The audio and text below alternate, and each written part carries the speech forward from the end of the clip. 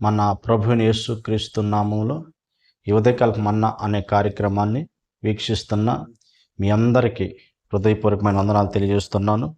కృపగల దేవుడి జ్ఞాపకం చేసుకొని గడిచిన దినమంతా ఆయన కృపలో భద్రపరిచి కాపాడి క్షేమాన్ని అనుగ్రహించి మరో దినాన్ని పరిశుద్ధాత్మదేవుడు అనుగ్రహించాడు.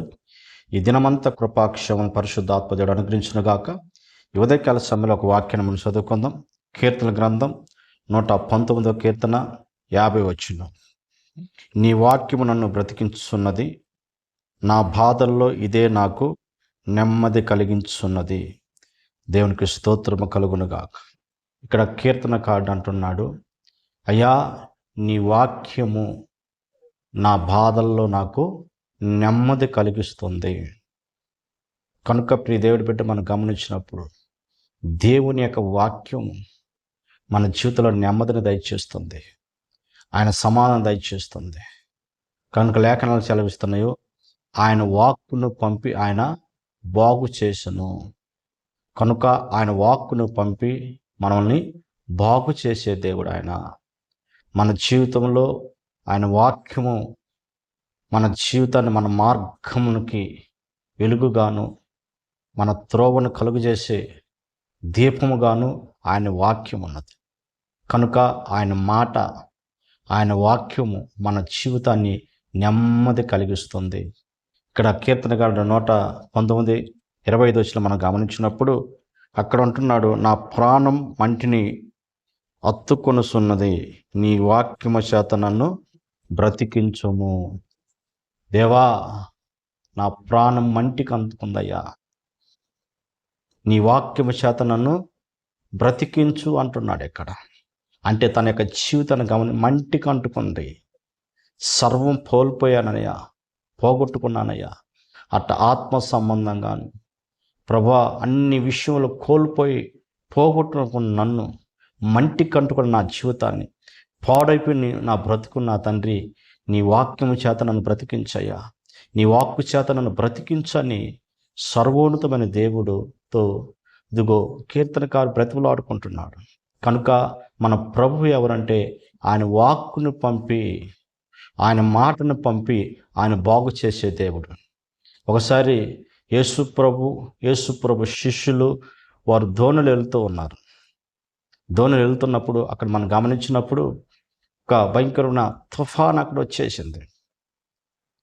యేసుప్రభు అమరంలో పండుకొని ఉన్నాడు. ఇక్కడ శిష్యులు ఆ తుఫానుకి భయపడి చూడండి, వారు కేకలేస్తున్నారు, వారు భయపడుతున్నారు. బతుకడా నన్ను మమ్మల్ని బ్రతికించయ్యా అని కేకలు వేస్తుంటే ప్రభు అక్కడ గమనించినప్పుడు ఎప్పుడైతే ఆ సముద్రాన్ని, ఆ గాలిని ప్రభు గద్దించాడో అవి నిర్మలమైపోయాయి. శిష్యులు చూసిన ఎవరో అని ఆశ్చర్యపోతున్నారు.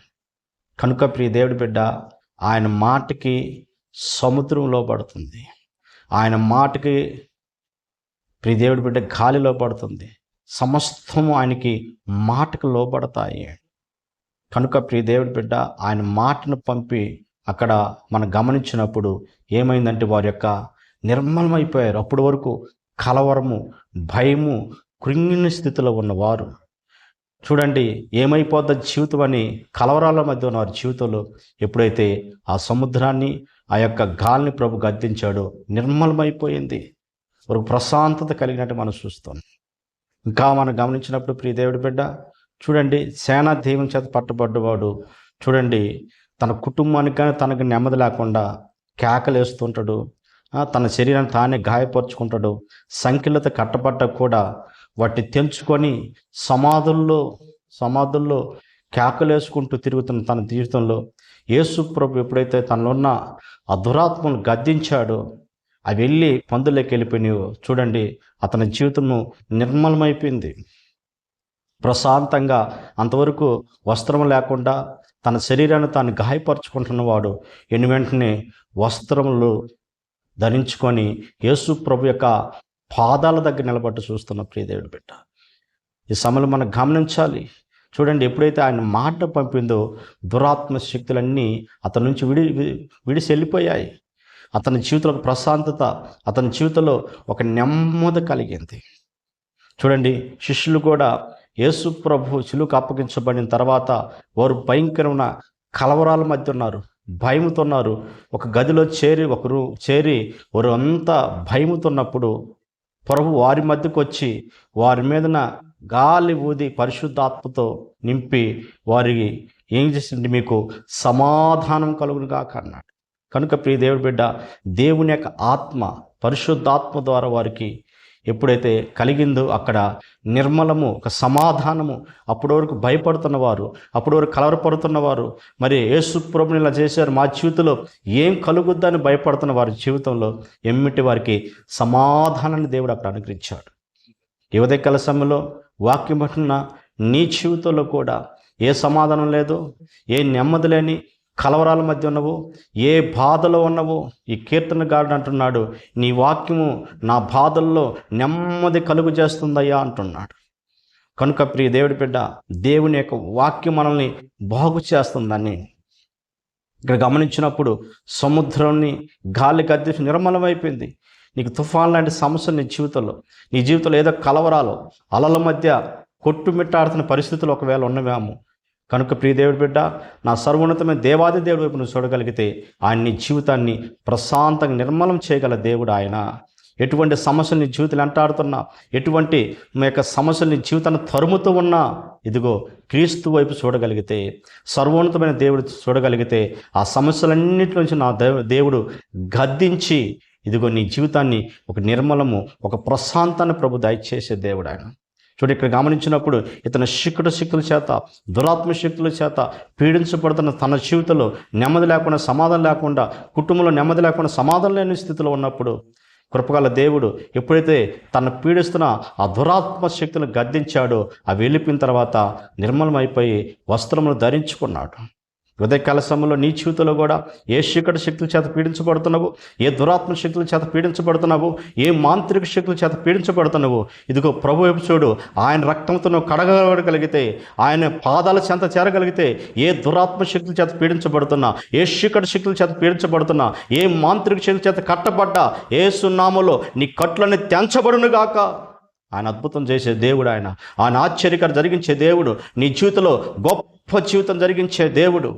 కనుక నువ్వు భయపడాల్సిన అవసరం లేదు. ఇదిగో ఆయన వాక్యము, ఆయన వాక్కు నీకు నెమ్మది కలిగిస్తుంది, నీకు సమాధానాన్ని ప్రభు దయచేసే దేవుడు.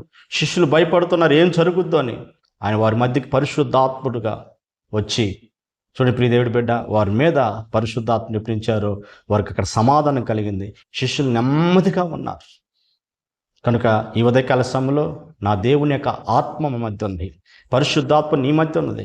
ఇదిగో పరిశుద్ధాత్మ వైపు చూడగలిగితే, ఆయన వైపు నువ్వు వేడుకొనగలిగితే, సర్వోన్నతుడు నువ్వు నీ జీవితంలో ఏ ఆర్థిక పరిస్థితులు బట్టో, ఏ అనారోగ్య పరిస్థితులు బట్టో, ప్రియ దేవుడి బిడ్డ, ఏ సమస్య నీ జీవితానికి నెమ్మది లేకుండా, సమాధానం లేకుండా కృంగదీస్తున్నాయో వాటన్నిటిని నా ప్రభు గద్దించబోతున్నాడు. ఆయన నీకు నీ బాధల్లో నెమ్మది కలిగించబోతున్నాడు. నీ అనారోగ్యం నిన్ను బాగా బాధిస్తుందా? నీ కోర్టు సమస్య నిన్ను బాగా బాధిస్తున్నాయా? ఇదిగో నీ పేదరికము నిన్ను చాలా బాధిస్తుందా? ఏ విషయంలో నువ్వు బాధించబడుతున్నావు, ఏ విషయంలో నువ్వు కృంగిపోతున్నావు, ఏ విషయంలో నీ జీవితము కలవరాల మధ్య కొనసాగుతున్నావో, సర్వోన్నతమైన దేవాది దేవుడు వైపు చూడు. ఆయన నీ బాధల్లో నెమ్మది కలిగి చేయబోతున్నాడు. ఆయన వాక్కును పంపి నిన్ను బాగు చేయబోతున్నాడు. ఆయన వాక్కు పంపి నీకు సమాధానం దయచేయబోతున్నాడు. ఆయన వాక్కును పంపి నీకు నెమ్మది కలుగు చేయనుగాక. కనుక ప్రియ దేవుడి బిడ్డ, నోటి మాట ద్వారా భూమిని ఆకాశాన్ని సృష్టించిన సర్వోన్నతమైన దేవుడు ఆయన వాక్కును పంపి ఈ ఉదయకాల సమయంలో నిన్ను బాగు చేసి ఆయన కృప దయచేయనుగాక. ప్రార్థన చేసుకుందాం. సర్వాధికారి ఆశ్చర్యకర స్తోత్రాలు స్వామి, నీ వాక్యము తండ్రి మా బాధల్లో నెమ్మది కలుగు చేస్తున్న మాట్లాడిన తండ్రి నీకు స్తోత్రాలయ్యా. ఈ సమయంలో ఎవరు ఏ బాధల్లో ఉన్నారయ్యా, ఏ కన్నీటిలో ఉన్నారో, ఏ వేదనతో కృంగిపోతున్న సమస్యలతో ఉన్నారు ప్రభా, ఏది కోల్పోటి వారు కలుగుతున్న అనారోగ్యాన్ని బట్టి, వారు కలుగుతున్న ఆర్థిక సమస్యలు బట్టి నా తండ్రికి స్తోత్రాలయ్యా. వారిని వెంటాడుతున్న చీకటి అంధకార శక్తులను బట్టి విడుదల లేక నా తండ్రి, ఇమోషన్ లేక కన్నీటి మధ్య ఉన్న ప్రజలకు నా తండ్రికి స్తోత్రమయ్యా. ఎవరు ఏ శాపంలో కుటుంబాన్ని వెంటాడుతుందో ఆ శాపం యేసు నామములో తొలగునుగాక. ఏ విషయంలో తండ్రి వారు బాధించబడుతున్నారు, ప్రతి బాధను తొలగించి నెమ్మది దయచేసి నీ నామాన్ని కనపరుచుకోమని యేసు నామములో అడుగుతున్న పరమ తండ్రి, ఆమెన్. హల్లెలూయా. మన ప్రభువైన యేసుక్రీస్తు నామములో మీ అందరికి వందనాలు. ప్రభు మిమ్మల్ని అందరినీ దీవించి ఆశీర్వదించును.